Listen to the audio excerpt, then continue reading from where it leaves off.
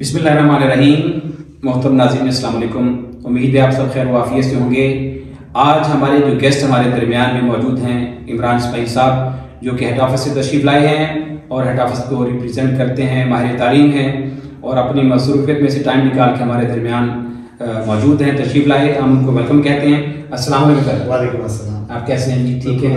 आपका सफ़र कैसा रहा? शानदार सफर, मौसम भी अच्छा है, माशाल्लाह माशाल्लाह। फूड भी निकली हुई है, सो वी एंजॉयड इट। हम आपका बहुत शुक्रगुजार हैं कि आप तशरीफ़ लाए और अपना कीमती वक्त जो है हमारे स्टूडियो में हमारे साथ गुजार रहे हैं। तो मेरा आज का सवाल आपसे यही है कि जो इस वक्त एजुकेशन है उसमें कौन से ऐसे मॉडर्न ट्रेंड्स जो हैं वो घर आए हैं या आ चुके हैं, शामिल हो चुके हैं, जिसमें हमारी इस वक्त इदारों को, हमारी जो टॉप लेवल मैनेजमेंट है उसको उसमें आके उन तकाज़ों को पूरा करना चाहिए, ताकि इस वक्त जो 21st सेंचुरी स्किल्स हैं जिसकी तरफ इस वक्त माशरा तेज़ी के साथ भागे जा रहा है, हम भी उस दौड़ में शामिल हो सकें। देखिए, इसमें तो कोई दूसरी राय नहीं है, ना कोई दूसरी बात है कि अभी हमें अपनी एजुकेशन सिस्टम को अपलिफ्ट करना है इन view of what's coming ahead. अच्छा, जब हम 21st सेंचुरी एजुकेशन की बात करते हैं तो इसमें बहुत सारी चीज़ें इन्वॉल्व हो जाती हैं। अच्छा, इसमें साथ साथ हमें एक चीज़ का ख्याल रखना है कि हमें जो बेसिक्स हैं हमें उनको भी नहीं छोड़ना, लेकिन साथ साथ बच्चों को इक्विप करना है आने वाले दौर के लिए। ठीक है। मैं छोटी सी एग्जांपल देता हूँ कि जब भी हम इंटरव्यूज़ करते हैं बच्चों के, बच्चों ने मास्टर्स किए होते हैं, एमफिल किए होते हैं, I ask a simple question, tell me about yourself, और वो कंफ्यूज हो जाते हैं। उनको आइडिया नहीं होता how to answer that question. मैंने मेजॉरिटी देखा, स्किल्स उनका नॉलेज अच्छा होता है लेकिन वो अपने आप को प्रेजेंट ही नहीं कर सकते। ठीक है। सो एक ये गैप है कि कहीं ना कहीं हम उनकी जो शख्सियत साजी है उसके ऊपर काम हमें करने की ज़रूरत है। सो हमें लाइफ स्किल्स को इनकलकेट करना है, बच्चों की रेगुलर तालीम के साथ लाइफ स्किल्स को इनकलकेट करना है। सेकंड चीज़ जो है वो स्किल सेट है कि स्किल्स को इन्हांस करना है। बच्चे का एप्टीट्यूड तकरीबन क्लास 8 में पता चल जाता है कि where he wants to go, उसकी स्किल्स क्या हैं। कुछ बच्चे उससे पहले उस चीज़ को दिखा देते हैं, लेकिन उसके बाद 8वीं तक तो कंफर्म बात है कि हम बच्चे की डायरेक्शन को वाज़ेह कर सकते हैं कि किस तरफ जाना है। साथ साथ बच्चे का जो मैं ये समझता हूँ कि क्योंकि हमारा एक सिस्टम ऐसा है आगे आने वाले चैलेंजेस को मीट करने के लिए, एक तो हमें, मैंने कहा ना कि हमें बेसिक्स को साथ रखना ही ठीक है, लेकिन हम एडिशनली क्या उनके अंदर चीज़ ला सकते हैं वो उनके इंटरेस्ट के मुताबिक है। बच्चों के अंदर देखिए कि अगर किसी बच्चे का मैथ्स अच्छा है तो दैट मीन्स कि उसकी अकाउंट्स भी बहुत अच्छी है। ठीक है, राइट। अगर मैथ्स अच्छा है, अकाउंट्स भी अच्छे होंगे और वो टेक्नोलॉजी में भी अच्छा होगा, टेक्निकल होगा, या क्या कि लॉजिकल थिंकिंग वाला होगा, जिसका माइंड शार्प हो। जिसका मैथ्स अच्छा होता है उसका माइंड शार्प होता है, तो हमें उसको उस तरफ चैनल करना, उसके इंटरेस्ट की चीज़ों को लेकर आना। ठीक।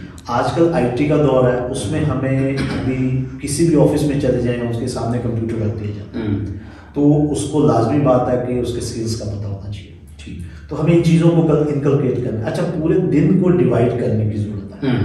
हमें बच्चों में ये आदत डालनी है, हमें पेरेंट्स को अवेयर करना है कि बच्चे का स्केड्यूल बनाए। ठीक।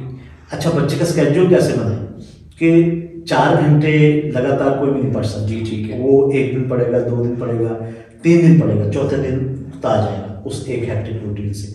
सो स्केड्यूल सेट करने का मकसद ये है कि उसमें 2 घंटे पढ़ ले, 1 घंटा अपनी मर्जी का, अपने दिल का, अपनी पसंद का काम करे।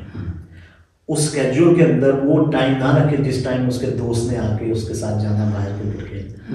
बच्ची के लिए वो टाइम ना रखें जिसके अंदर उसकी माँ ने उसे कहना है कि मेरे साथ हेल्प करे किसी को, किसी चीज़। So the schedules are very important, क्योंकि इसकी मिसाल ऐसे ही रिसर्च है यूनिवर्सिटी ऑफ कैलिफोर्निया की कि जो डिफरेंस है एक एवरेज स्टूडेंट में और टॉपर में या हाई अचीवर में, वो यही है कि ही इज़ कंसिस्टेंट। ठीक, कंसिस्टेंट होता है बच्चा, वही कामयाब होता है। कंसिस्टेंसी कैसे आएगी?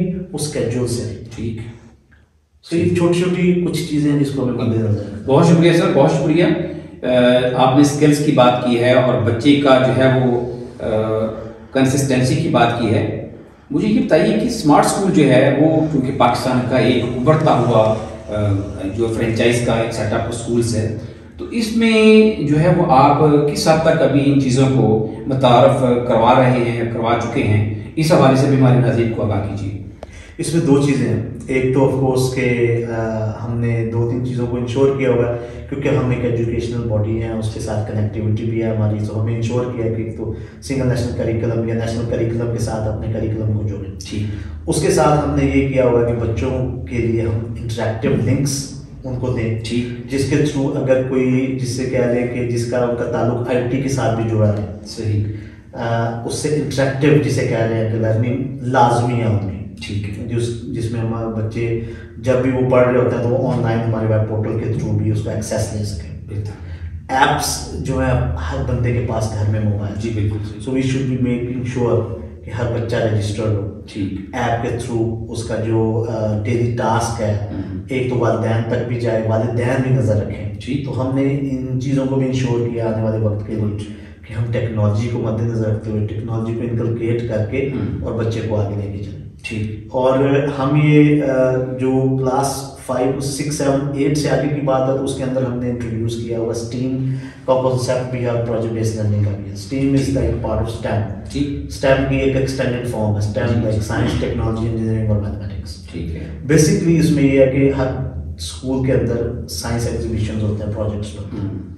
कोई भी प्रोजेक्ट हो तो उसके अंदर ये एलिमेंट्स लाजमी होते हैं। उसकी साइंस क्या है, वो काम कैसे करता है, उसकी टेक्नोलॉजी क्या है, उसकी इंजीनियरिंग क्या है, कोई भी मॉडल है तो वो कैसे इन्हीं चीज़ों का मजमूआ है। उसकी मैथमेटिक्स क्या है कि कितने कॉग्स हैं, उसकी डायमेंशंस क्या हैं, उसके एंगल्स क्या हैं, ये सारी चीज़ें। तो हम जब भी कोई एग्जीबिशन साइंस कर रहे हैं तो उसमें मिसाल के तौर पे भी इंकरेज कि वो प्रोजेक्ट 2, 3, 4 बच्चे मिल के करें। ठीक। और वो अपने आप को इंट्रोड्यूस करें। एक बच्चा बेशक साइंस बताए, दूसरा बच्चा टेक्नोलॉजी, तीसरा इंजीनियरिंग, मैथमेटिक्स।